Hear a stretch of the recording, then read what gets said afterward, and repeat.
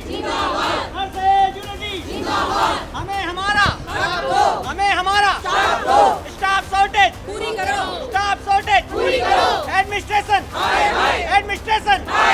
Nurses unity जिंदाबाद। नमस्कार, आप देख रहे हैं इंडिया 24 खबर और हम इस वक्त मौजूद हैं स्वामी दयानंद हॉस्पिटल में।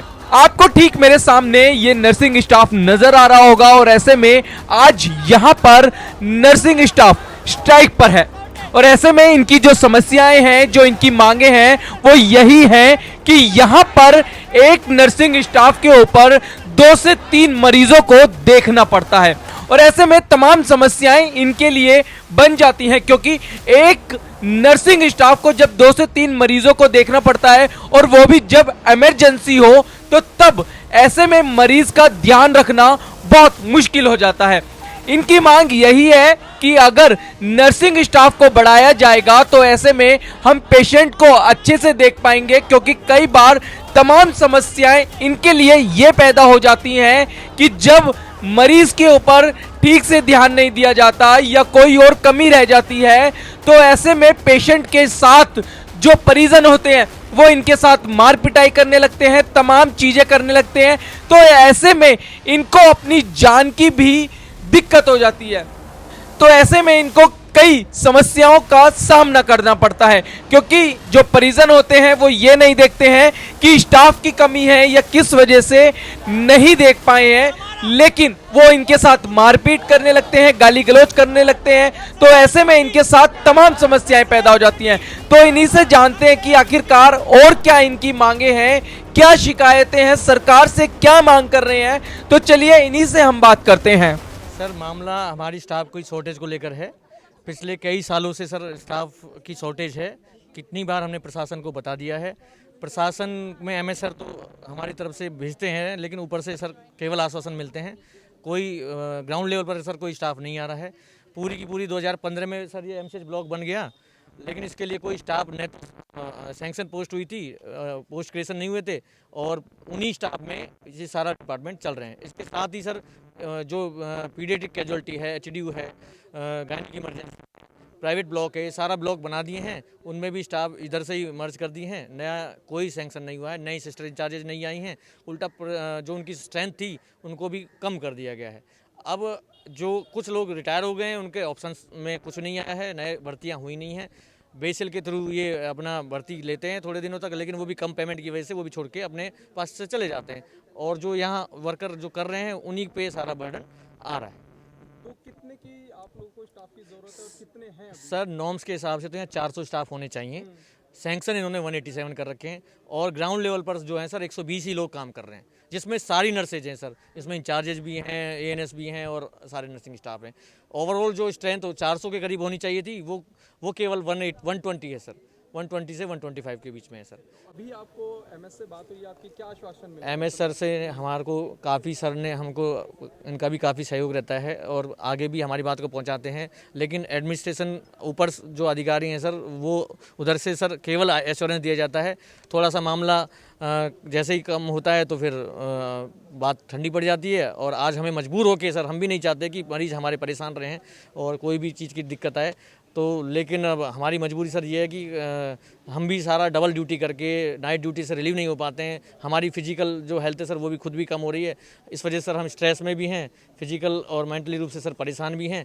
लोग अपने छोटे छोटे बच्चों को जो उनका देखो फैमिली भी, अगर ड्यूटी भी ज़रूरी है तो बच्चे घर फैमिली भी जरूरी है, तो उनको भी अपनी प्रॉपर जो CCL मिलती है, जो छुट्टियाँ मिलती हैं वो भी नहीं ले पा रहे। एक फैमिली में सर अगर कोई इमरजेंसी हो जाती है तो सर वहाँ उनका सब्स्टिट्यूट नहीं मिलता है और प्रशासन कहता है कि यहाँ के ड्यूटी करो। सर अब बच्चों का की जो जिम्मेदारी है वो भी, परिवार की जिम्मेदारी भी सर हम सभी पर है। नहीं होती आप लोगों की, तो क्या ये इसी तरीके से? सर ये एजिटेशन अभी एश्योर किया है सर ने, अभी तो एजिटेशन हमारा जारी रहेगा। अगर सर इसमें हमारी स्टाफ नहीं आया या इन्होंने डिपार्टमेंट बंद नहीं किए तो सर ये हम इंडेफिनेट स्ट्राइक पे चले जाएंगे सर। अभी तो हम जो एजिटेशन कर रहे हैं वो मेन स्टाफ शॉर्टेज का ही है। स्टाफ शॉर्टेज बहुत ज़्यादा है यहाँ पे। इतना ज़्यादा है कि हमें नाइट ड्यूटी करने के बाद खुद ही रिलीवर ढूंढना पड़ता है कि हमें कोई रिलीव करेगा या नहीं करेगा। कभी कभी ऐसे भी होता है कि हमें डबल ड्यूटी भी करनी पड़ती है। बहुत सारे नए डिपार्टमेंट ओपन हो गए हैं, लेकिन उनके रिप्लेसमेंट में कोई सब्सटीट्यूट नहीं आया, कोई स्टाफ नहीं आया है। तो हमें या फिर जैसे हम मॉर्निंग कर रहे हैं 6 आवर्स का हमारा शिफ्ट है, उसके बाद हम नाइट भी करते हैं। उसके बाद हमारे ड्यूटी आवर्स जो मंथली ड्यूटी आवर्स होते हैं उससे बहुत ज़्यादा हमारे ड्यूटी आवर्स हो जाते हैं। हमें कोई भी प्रॉपर लीव नहीं मिलती है। लीव लेने के लिए हमें बहुत गिड़गिड़ाना पड़ता है और फिर उसके बावजूद भी हमें लीव नहीं मिलती है। तो इसलिए हमारी मेंटल और फिजिकली दोनों तरीके से हम हराश हो रहे हैं। तो ये सबसे ज़्यादा प्रॉब्लम यही है कि हमें इन लोगों को स्टाफ शॉर्टेज वाले मुद्दे पे देखना चाहिए और हमें स्टाफ प्रोवाइड करवाना चाहिए, क्योंकि बिना स्टाफ के तो हम प्रॉपर केयर नहीं दे पाएंगे पेशेंट को। ये हमारी सिस्टर है, इनको 37 साल हो गए हैं सर्विस को, एक सिंगल प्रमोशन नहीं है। इंसान को एक प्रमोशन तो मिलना चाहिए, सभी डिपार्टमेंट में मिलता है प्रमोशन, हम लोगों को क्यों नहीं मिल पा? हाँ, हम लोगों को क्यों नहीं, हम लोगों को इतना हरास क्यों किया जाता है हर चीज़ के लिए? पहले स्टाफ बन के ड्यूटी करो, फिर स्टाफ बनने के पूरे ज़िंदगी स्टाफ में ही निकाल देते हैं। एक ही पोस्ट है सिर्फ नर्सिंग ऑफिसर की, सीनियर कब बनेंगे हम लोग? हमारा सबसे बड़ा मुद्दा है स्टाफ शॉर्टेज। स्टाफ शॉर्टेज 2015 के बाद से दिन पर दिन बढ़ती गई है। कोविड में भी हम लोगों ने नॉन स्टॉप काम किया है, हमने कोई लीव नहीं, कुछ नहीं। उस टाइम भी स्टाफ शॉर्टेज थी, बट हमने मैनेज करा कैसे ना कैसे। लेकिन अब बिल्कुल ही हालात दिन पर दिन बदतर होते जा रहे हैं। एक स्टाफ को कहा जा रहा है 2-2 वार्ड कीजिए, जबकि इसमें बहुत ही समस्या है। अगर हम 2 वार्ड करते हैं तो हम अपनी क्वालिटी के नहीं दे पाएंगे, कहीं ना कहीं पेशेंट भी कॉम्प्रोमाइज़ होगा और हमारा काम भी कॉम्प्रोमाइज़ होगा। और उसके साथ साथ ये है कि अगर स्टाफ कम है तो हमें छुट्टी नहीं मिल पाती है। हमें विभिन्न प्रकार की छुट्टियां दी जाती हैं, CCL है, EL है, मेडिकल है, इवन हम CL नहीं ले पाते हैं। जो इमरजेंसी लिए सिंपल सी छोटी सी जो छुट्टी है CL हमारी, जो हमें साल में 12 मिलती है, वो भी नहीं ले पाते हैं। और उसके बाद फिर ड्यूटी हमें डबल करनी पड़ जाती है। हम मॉर्निंग में आते हैं, हमें नहीं पता हम इवनिंग में रिलीव होंगे नहीं होंगे, ठीक है। और जो फैमिली को देखना ये सब बहुत मुश्किलें होती है। हमें भी बोलना पड़ता है, घर में तो घर वाले परेशान होते हैं। बच्चा हमारा नाइट, हम राउंड द क्लॉक ड्यूटी करते हैं, मॉर्निंग इवनिंग नाइट। तो हमारी ड्यूटी 24/7 है। कभी भी हमें ड्यूटी बुला लिया जाता है, कभी ऑफ की स्टाफ नहीं, आप आ जाओ ड्यूटी पे। आज लेबर रूम में सिंगल स्टाफ ड्यूटी करता है, बड़ी दिक्कतें परेशानियाँ होती हैं वहाँ पर। और क्योंकि लेबर हमारे जो सबसे हैवी डिपार्टमेंट है, ICU है, नर्सरी है, लेबर रूम है, यहाँ पर भी स्टाफ बहुत ही शॉर्ट चल रहा है। और क्या कहेंगे मैम? जैसे हमारी जो CCL होती है, जिसमें हमारे बच्चे छोटे हैं, वो CCL हमें सरकार ने अलॉट करी हैं ताकि बच्चे अच्छे से ग्रो करें, डेवलप हों। पर जब हम अपने आप ड्यूटीज़ में लगे रहेंगे तो हमारे बच्चे कहाँ से डेवलप होंगे?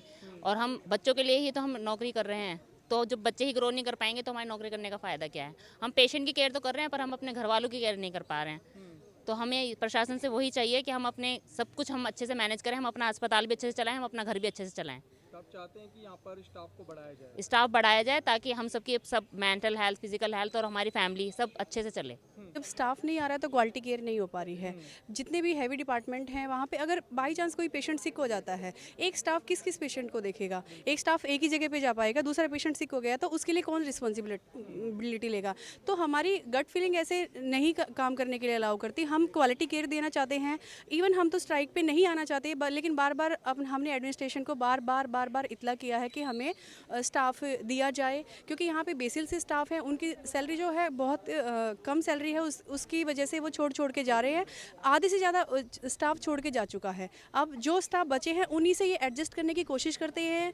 आगे तक हमारी बात, हम खुद भी गए हैं, सिविक सेंटर एडमिनिस्ट्रेशन में गए हैं, मेयर से मिले हैं, DHA सर से, कमिश्नर से मिले हैं। उन्होंने सिर्फ आश्वासन दिया है, उसके अलावा कुछ नहीं हुआ। अभी तक कोई स्टाफ नहीं आया है। ऐसे में अगर कोई लापरवाही होती है तो सारा प्रेशर फिर आप अगर कोई इतनी सी भी लापरवाही, क्वालिटी केयर नहीं मिलती है, वर्क एरर होता है, तो सबसे पहले स्टाफ नर्स को पकड़ा जाता है। वर्कलोड ज़्यादा होता है, पेशेंट के जो फैमिली है वो सब ऑब्वियसली हमारे ऊपर आता है।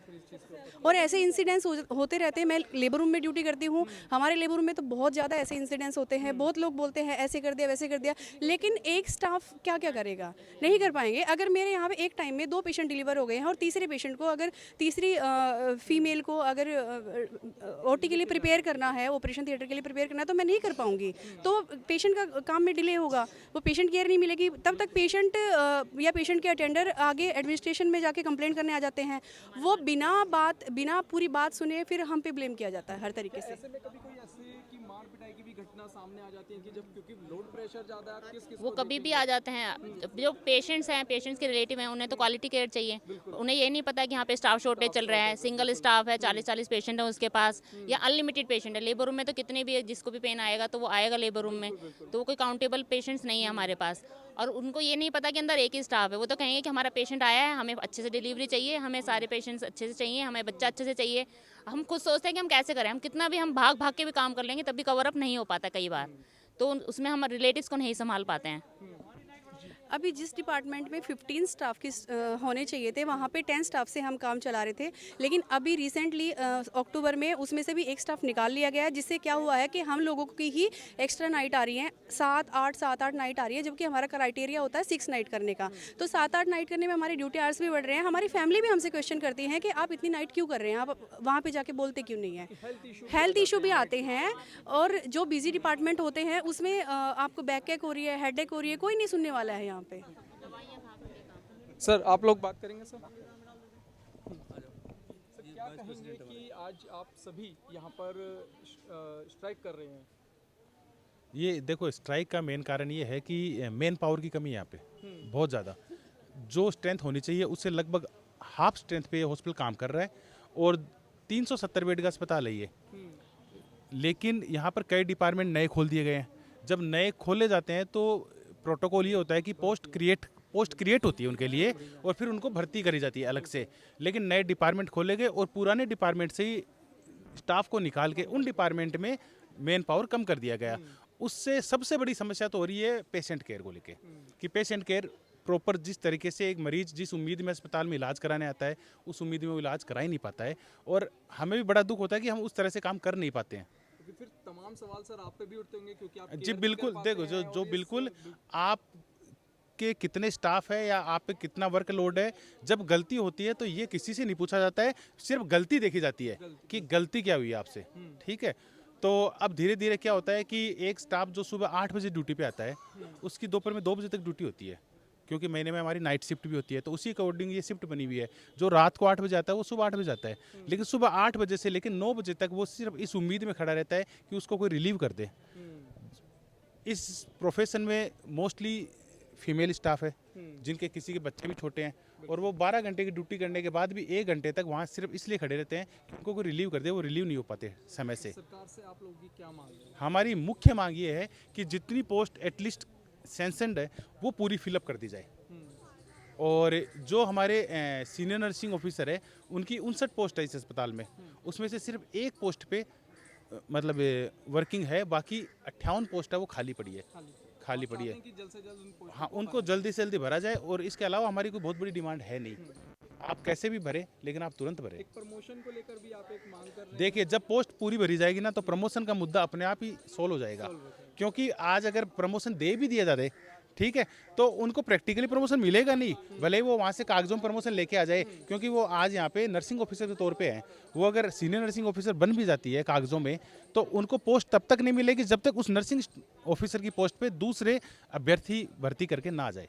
नगर निगम का सबसे बड़ा तो नहीं, ईस्ट दिल्ली की सबसे बड़ा अस्पताल है ये एमसीडी का, और हमारा स्ट्रेंथ अभी जो है बेड स्ट्रेंथ, आप जैसे आप लोगों को पता होगा कि पहले जैसे लिमिटेड था, अब बढ़ के 370 करीब बेड है हमारे पास टोटल मिला के, और कई डिपार्टमेंट इसमें ऐड भी हो गए हैं न्यू, जैसे आईसीयू है, चिल्ड्रन आईसीयू है, और कैजुअलिटी इमरजेंसी तो चल ही रहा था, और बाकी डिपार्टमेंट्स ऐड ऑन होते जा रहे हैं जैसे जैसे ज़रूरत पड़ती है मेडिकल सुविधाएं देने की, वो हुआ। और मेन समस्या हुआ कि जैसे डिपार्टमेंट्स तो बढ़ते जा रहे हैं, लेकिन उसी प्रोपोर्शनेटली जो है पैरामेडिकल स्टाफ की ज़रूरत, पर्टिकुलरली स्टाफ नर्सेस की कमी बहुत मात्रा में हो गया, क्योंकि इसमें 2 वजह है। जो थे कॉन्ट्रैक्चुअल स्टाफ ईडीएमसी के दौरान हमारे बेसिल के थ्रू रिक्रूट हुए थे, उनमें से काफ़ी लोग जो है छोड़ के चले गए, ऑलमोस्ट मान लीजिए 30-40% स्ट्रेंथ उससे घट गए, और रेगुलर स्टाफ जो रिटायरमेंट हो रहा है उसकी रिप्लेसमेंट नहीं हो पाई है। ये एक कारण है। दूसरा कारण है कि सीनियर नर्सिंग ऑफिसर पोस्ट खाली पड़ने से हमारा जो जूनियर कैडर है, जो फ्लोर ड्यूटी लोग कर रहे हैं, उनको वो चीज़ मैनेज करना पड़ रहा है, एडिशनल ड्यूटी, यानी कि उन्हीं लोगों में से जाके, तो इसलिए इफेक्टिव स्ट्रेंथ इनका जो है जो मेरे पास डाटा अभी तक दिया गया है कि इनके पास 100 करीब है रेगुलर नर्सिंग अफसर्स हैं हमारे पास, और बाकी जो है कॉन्ट्रैक्चुअल मिला के जो टोटल स्ट्रेंथ था 160 करीब है। उसमें बेसिल है, कॉन्ट्रैक्ट है, रेगुलर है, सब मिला के टोटल स्ट्रेंथ हमारा 160 है।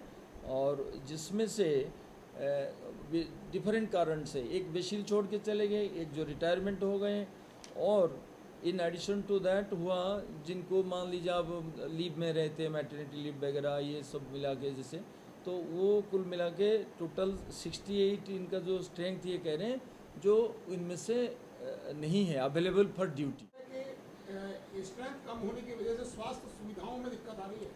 स्वास्थ्य सुविधाएं कुछ हद तक थोड़ी कॉम्प्रोमाइज़ रहता है, जो पूरा का पूरा हम देना चाहें वो दे नहीं पाते। हो सकता है हमारे एक डिजायर्ड लेवल ऑफ सेटिस्फैक्शन है कि हम ये पूरा देना चाहते हैं जैसे, तो उसमें से क्योंकि जब ये तो मेडिकल मैन पावर तो बहुत ज़रूरी है, खाली मशीन से तो हेल्थ का सुविधा नहीं पाएगा, तो इसलिए मैन पावर जो ये एसेंशियल मैन पावर में मानी जाती है। स्टाफ नर्सेस हमेशा एसेंशियल मैन पावर है।